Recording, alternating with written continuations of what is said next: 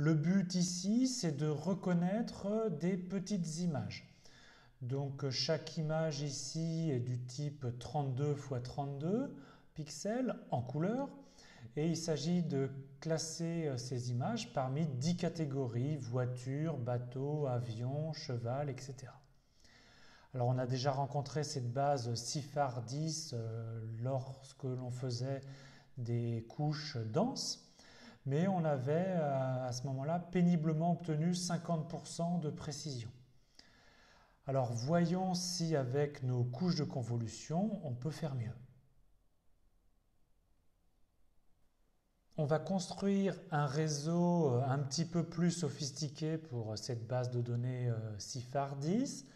Donc en entrée, on a une image couleur donc, qui est codée sur 3 canaux, rouge, vert, bleu, et c'est des images de taille 32 x 32. En sortie, on va mettre une couche de 10 neurones, donc on aura 10 valeurs de sortie, ça va nous correspondre à nos 10 catégories. Alors il va y avoir bien sûr des couches de convolution. Première couche de convolution avec 64 filtres. On enchaîne avec une seconde couche de convolution encore avec 64 filtres.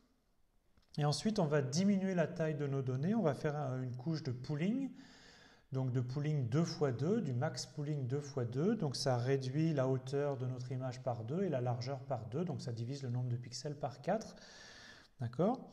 Et donc on obtient maintenant des images ou des matrices de taille 16 x 16. Et puis on a toujours nos 64 couches. On refait une couche de convolution sur ces plus petites images, encore 64 filtres. On refait un max pooling pour rediviser par 4 la taille de nos données. On refait une couche de convolution de 64 filtres. Et enfin, pour terminer, on fait juste une transformation de nos données. On aplatit nos données en un seul vecteur de longueur 16 384.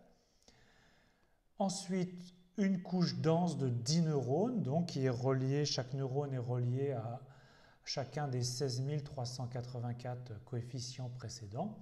Et donc cette couche dense nous donne la sortie. Donc en tout, il y a 150 000 poids à calculer. Alors si on n'avait pas mis les couches de max pooling ici, en fait on aurait eu plus de 700 000 poids à calculer.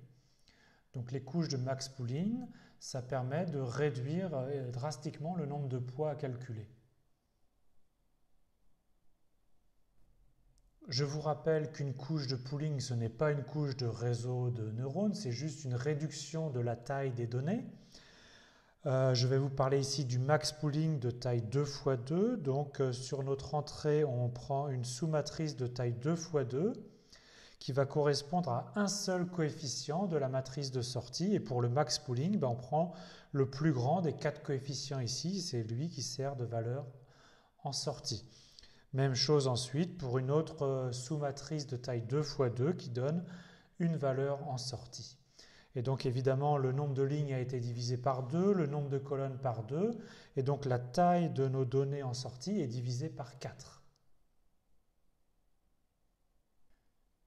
Réaliser ce réseau avec TensorFlow ne pose aucun problème. Donc on ajoute couche par couche, une convolution avec 64 filtres, une deuxième convolution toujours avec 64 filtres.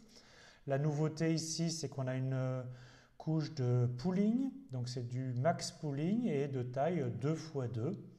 D'accord ? Et ensuite, nouvelle couche de convolution de taille 64, pooling de taille 2 x 2, convolution de taille 64. Donc pour l'instant, toutes les fonctions d'activation étaient relues.